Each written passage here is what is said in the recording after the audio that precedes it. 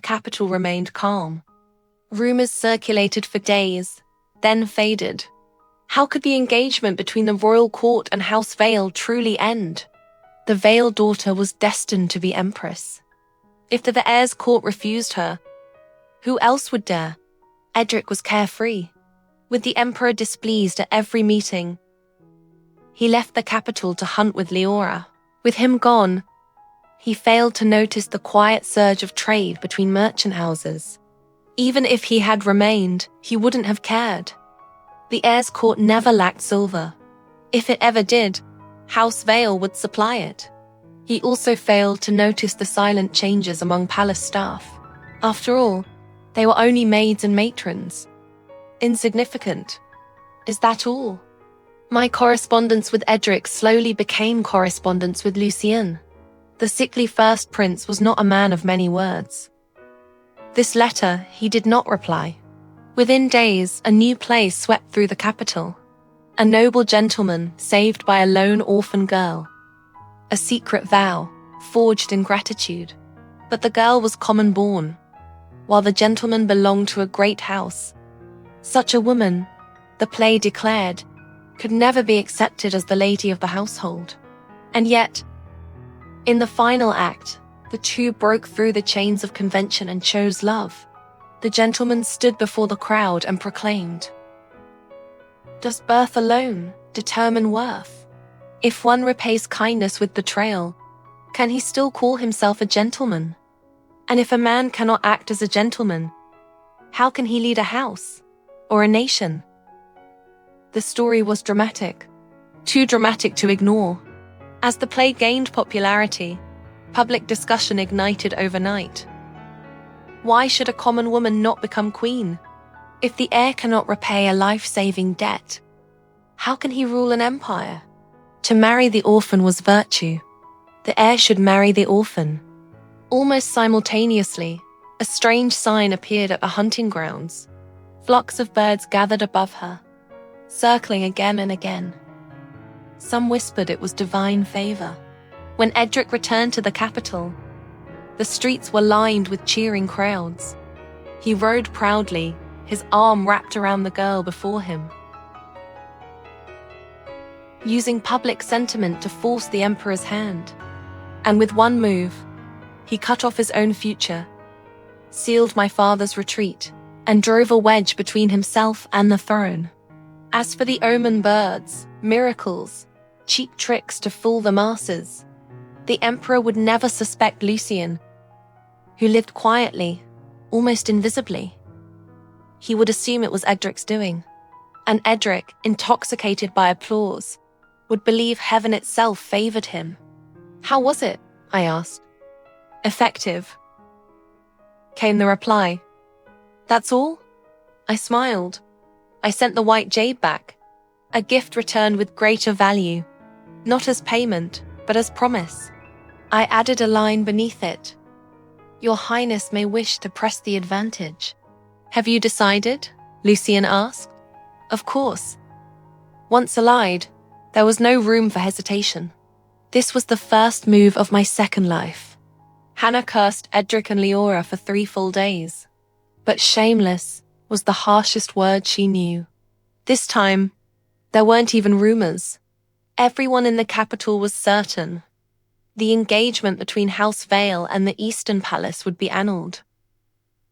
They waited eagerly for the spectacle. The engagement did end. But the spectacle was not mine. The palace was said to be in chaos that day. Edric arrived with a procession of scholars who preached virtue to the streets, the architects of the miracle, and several senior clerics. They knelt in rows outside the council hall. My father rushed to the palace at once, bringing uncles and former students with him. House Vale, for 100 years, had never been humiliated like this. "Your Majesty," they declared, "if the heir's heart is decided, then grant his wish.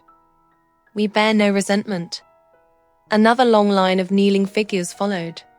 I am a 16-year-old white female with long, dark hair styled in an elegant updo, wearing a sophisticated gown befitting a high-ranking noble.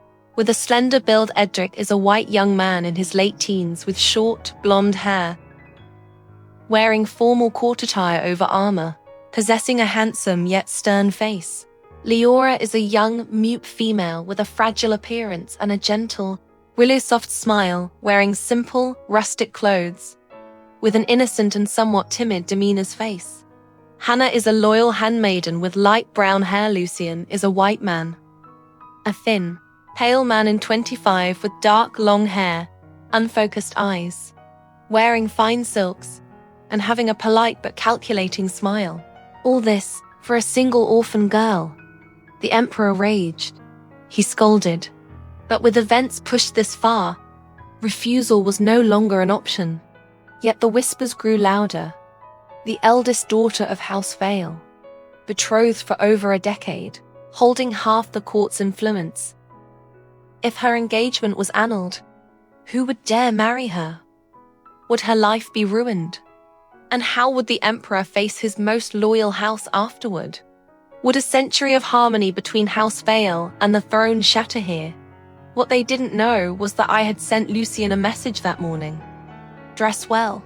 My father respects appearances more than he admits. So when he appeared, refined, striking, composed, as though a figure had stepped down from the heavens, the hall fell silent. Only when he knelt did realization spread. The reclusive, sickly first prince, almost forgotten. Then he spoke. Father, I wish to take Selene Vale as my wife. One sentence. The entire board shifted. The Emperor stared, suddenly remembering. This son had lived beyond the seer's prophecy. My father stared as well, seeing clearly for the first time. This prince, pale but poised, stood far more upright than the heir intoxicated by spectacle. Their eyes met. In that brief exchange, understanding passed. Only Edric, it was said, nearly rose in panic. Before he could speak, the Emperor gave his decree. The engagement between Selene Vale and the heir was annulled. The marriage was reassigned to the first prince. As for the heir and the orphan girl, their union would proceed on another day. The matter was settled. When the decree reached my hands, I felt a rare sense of satisfaction. The first move had gone better than expected. It proved one thing: choosing the right ally matters. Edric arrived before the ink had dried. Instead of celebrating with his beloved, he came to rage at me. I gave a simple order. The heir and dogs are not to be admitted. Only Hannah dared deliver it. Edric shouted from outside the courtyard. Selene Vale, you've lost your mind. I came to warn you. Lucian is a cripple. If you have any sense left, you'll find a way to break this engagement, or you'll regret it for the rest of your life. In excellent spirits, I didn't even lift my gaze. I opened the letter in my hand. When do we make the second move? My ally, it seemed, was far more ambitious than the one outside my gate. I reached for my pen. Not yet. Enjoy the performance. Before I died in my last life, Edric said many things to me. I remember very little of it now. It hurt too much. But one sentence stayed. If it weren't he for you, if it weren't he for House Vale, Leora and I have grown old together. This life, there is no House Vale standing in his way. There is no me holding him back.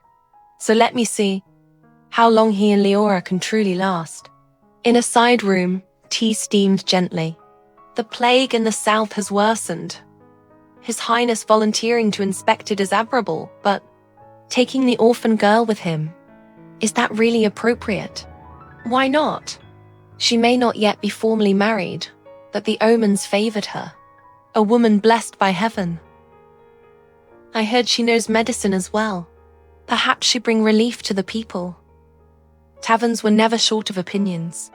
So this is the performance you promised? Lucian asked. The heir was traveling south for plague relief, with the woman he loved. The capital buzzed with opinion. I raised my cup, unhurried. Of course not. That was only the opening. Miss Vale is far too generous, Lucian said with a faint smile. Pity some men are blind.